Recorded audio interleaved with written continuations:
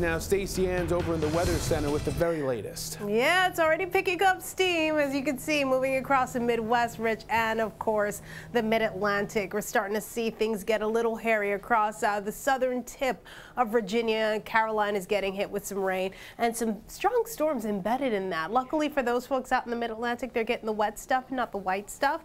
Taking a look now, lots of clouds across our skies here, and this is the precursor for what we expect overnight, beginning with a light snowfall.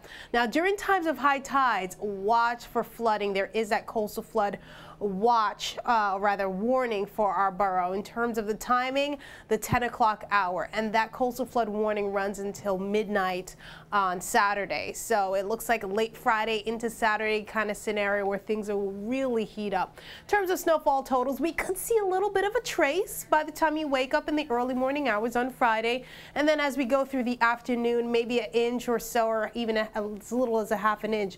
But by the time we get into that evening commute, that's when we start to see the accumulations, especially the tail end when things really picks up. So late Friday into Saturday is when we're expecting the heavy dumping of snow. When all is said and done, this is the possibility, guys. We could see about 18 inches Spuyten Duyvil, as well as Williamsbridge, and even down into Parkchester. And remember the range that we have, 8 to about 16, but it could get as high as 18.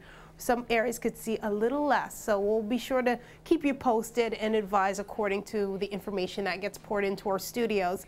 So at some point during the day on Friday, there will be some mixing, and that's why we brought those totals down a little bit, because there will be some rain and some sleet, so maybe those accumulations will come down a bit. However, anywhere you slice it, it's going to be a major nor'easter disaster lasting through early Saturday, clearing out thereafter.